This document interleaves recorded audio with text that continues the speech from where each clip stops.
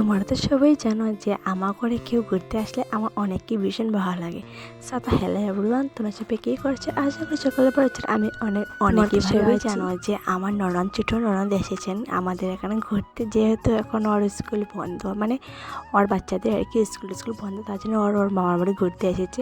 আর মিষ্টি পেয়ে এসেছেন আমার বাবাকে দেখার জন্য। বাবা প্রথমবার দেখেছেন বাবাকে এরকম নয়। আমার যখন ডেলিভারি হয় তখন ওর ছোটো বেশি ওর সাথেই ছিল, জানি না কেন, বাট উনি অনেক কান্না করেছেন যখন আমার ডেলিভারি হয়। চলো যাই হোক, উনি এসেছেন, আমি অনেক ভীষণ খুশি হয়েছি। কয়েকদিন ধরে বলেছিলাম যে আসো দেখবো, তার জন্য উনি এসেছেন। ওনার এক ছেলে আর এক মেয়ে। আমি ওদেরকে অনেক ভীষণ আদর করি, ওরাও সে আমাকে অনেক ভীষণ ভালোবাসে।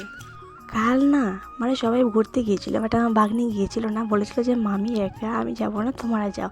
সত্যি ও আমাকে ছেড়ে যায়নি, সত্যি। আমি এটা ভেবে ওর মানে ভিডিওটা আমি এখন চলো যাই হোক, আজকে ভিডিওটা আমি বলছি কিসের জন্য আমি ভিডিওটা করেছি। বেশ কয়েকদিন ধরে ভিডিওটা আপলোড করতে পারছিলাম না। ভিডিওটা বেশ কয়েকদিন ভিডিও ছিল যেদিন মিষ্টি পেয়েছি, মানে আচ্ছা যাই হোক, আজকে হচ্ছে মঙ্গলবার, ভিডিওটা আমি এখন এডিট করছি। এখন দেখো ওরা নাকি প্রত্যেকদিন সকালে রুটি আর ঘুগনি খায়, মানে রুটির সাথে যে কোনো জিনিস জন্য। দেখো আমাদের ওখানেও আমি এখন রুটি বানিয়েছি, যেহেতু আমার বড় বেশ ভালোবাসেন রুটিটা খেতে, তার জন্য আমি বানিয়েছি মটর ভাজা আর রুটি আর ঘুগনি। ব্রেকফাস্ট কমপ্লিট করে স্নান টান করে এসে গিয়েছিলাম।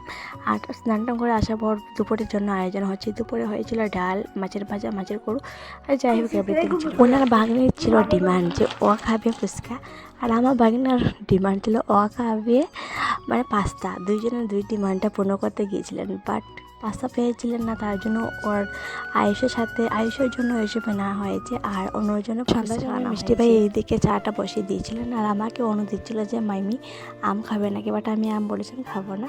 আচ্ছা চলো যাই হোক, এদিকে আলুটা আমি সিদ্ধ দিয়েছিলাম, সিদ্ধটা অলরেডি হয়ে গিয়েছে। এখন তেলটা গরম হয়ে গেছে, আম পাপড়টা দিয়ে দেবো, যেহেতু ফুচকা প্যাকেট আনতে বলেছিলাম, বাট উনি কুলাটাও নিয়ে এসে তেল বাহানা করে আমি নিজেও খেয়ে নেবো, কারণ আমার বাবার জন্মের পর আমি এখনও ফুচকা একটা মুখও দিইনি, আজকে খাবো মন পড়ে সত্যি। তো চলো, এদিকে আমার ফুচকাটা অলরেডি কমপ্লিট হয়ে গিয়েছে, আর এদিকে মিষ্টি ভাই মানে আমি আলুটা সিদ্ধ করে দিয়েছি, উনি মানে রেডি করছেন।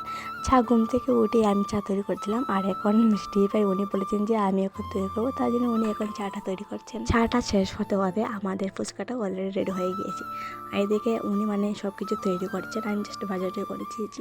আচ্ছা চলো যাই হোক, ফুচকা খেতে তো আমার অনেক ভীষণ ভালো লাগে। তার ঘরে যখন ফুচকা বানাই না কেন, তুলা লবণ একটু জল দিয়ে ঝুলটাই বানাই, বাট আজকে দেখো কি এটা হচ্ছে জলজিরা।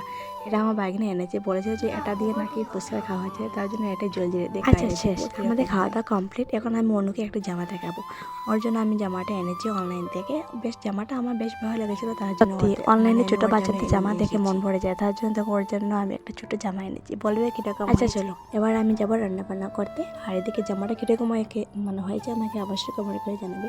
ঠিক আছে, লাভ ইউ, সবাইকে বলে দিলাম গুড নাইট।